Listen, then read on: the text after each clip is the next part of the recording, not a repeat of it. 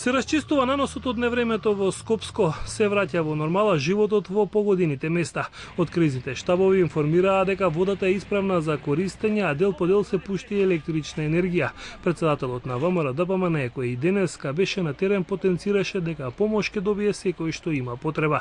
Во населеното место економија се поставуваат пумпи за извлекување на вода и нанос, а потопениот мебел и електрични апарати се товараат во камиони и се изфрлаат на најблиската депонија.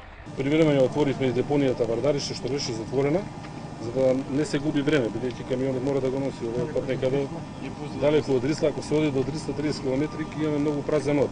Отворивме Вардарище привремено, се искоординиравме.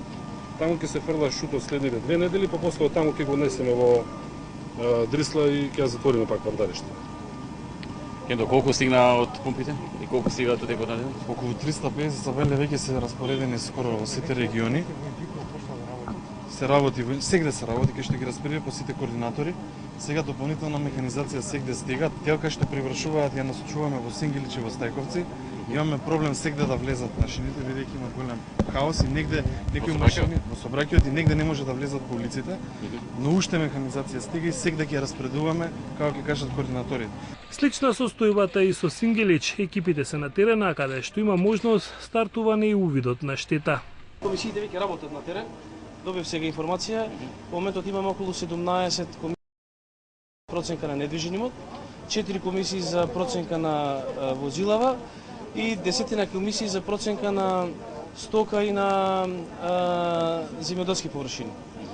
Вклучена е ветеринарната агенцијата за храна и ветеринарство, кои што работат на подигање на стоката.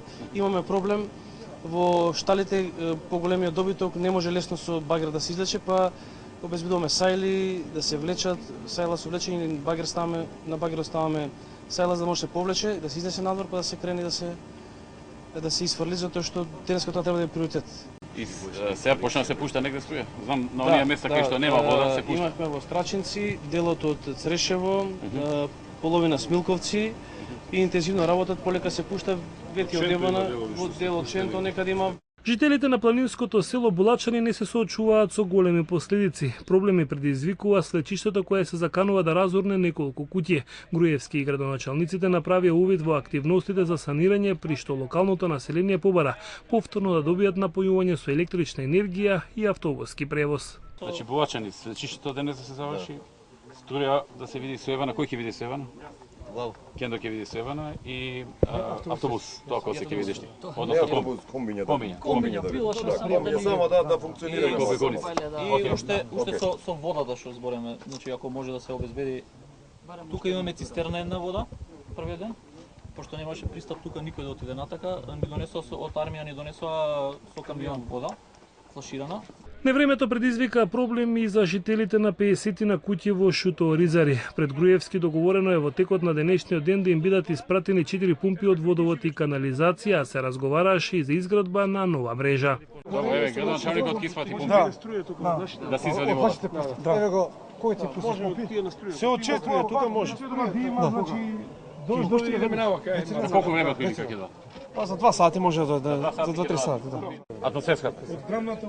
Како е понатаму? Проектот е готов и треба да го објавиме тендерот. Кога? Па септември месец ќе го објавиме. Во септември ќе објавите тендер и ќе покриете главните делови, главните улици. Главната улица. Со долната ќе се спои до горе, значи. И овдека? Ние еднаш А со водоводот до кај си? Со водоводот? Да. Па тој би требало при крајата година да биде готов. 15-16 таки Па може ноември, може да биде ноември, меѓутоа не знаеме дали тоа што дополнително се фати, дека испустите води, атмосферска канализација правиме, водата што се прелива треба таму да биде. Во моментов, како што беше посочено на средбите на Груевски со жителите во селата кои претрпеа помала штета во поплавите како Булачани, Црешево, Смилковци и Виниче, се распоредени 300 полицајци и околу 100 војници кои ги превршуваат работите за комплетно расчистување на теренот.